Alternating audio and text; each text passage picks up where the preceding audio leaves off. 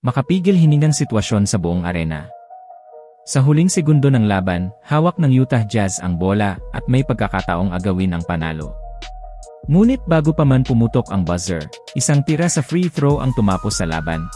Luka Doncic nanguna sa Lakers sa makapigil hiningang 108-106, panalo ang Laker kontra Jazz. Muling nagpakitang gilas si Luka Doncic sa isa na namang stellar performance matapos niyang ilista ang 33 points, 11 rebounds, at 8 assists upang pangunahan ang Los Angeles Lakers sa isang matinding 108-106 na panalo kontra Utah Jazz sa Salt Lake City. Ito na ang ikalawang sunod na panalo ng Lakers kontra Jazz sa loob lamang ng 5 araw. Matibay na suporta ang ibinigay ni Austin Reeves na may 22 points at 10 rebounds, habang nag-ambag si LeBron James ng 17 points at 8 assists sa kanyang ikalawang laro matapos bumalik mula sa sciatica injury. Nagdagdag din si Rui Hachimura ng 13 points para sa Lakers. Lumamang ang Lakers sa fast break points, 26-18, na nagbigay sa kanila ng malaking edge sa laban.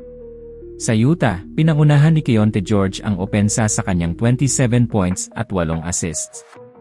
Hindi rin nagpahuli si Lauri Markkanen na may 20 points kasabay ng ilang clutch shots sa huling minuto. Naglista naman ng double-double si Jusuf Nurkic na may 11 points at 10 rebounds. Dinamayan ang tensyon ang buong crowd sa huling 3 minutes. Lamang ng 11 ang Lakers, 107-96, ngunit biglang umarangkada ang Jazz sa isang 12-2 run. 5 sunod na possessions ang kanilang napuntusan, at sa nalalabing 41 seconds, pinasigaw ni Markkanen ang arena nang ipasok niya ang isang running, off-balance 3-pointer para ibaba sa isa ang kalamangan. Sinubukan pang palawakin ni Doncic ang kalamangan, ngunit isang free throw lang ang naipasok niya sa nalalabing 6 na segundo, nagbigay daan para sa Utah na kunin ang huling tira ng laro. Naitira pa ni George ang bola para sa panalo sana, ngunit tumalbog lang ang bola. Tuluyang sinelyuhan ng Lakers ang kanilang panalo.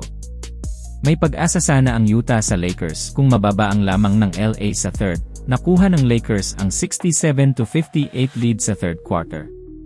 Sumagot ang Jazz sa 20-4 run para lumamang ng 78-71. Nagbalik naman ang momentum sa Lakers matapos ang 10-0 run na pinangunahan ni LeBron, kasunod ang isa pang 11-0 blast sa fourth quarter na tinapos ng 3 ni Doncic.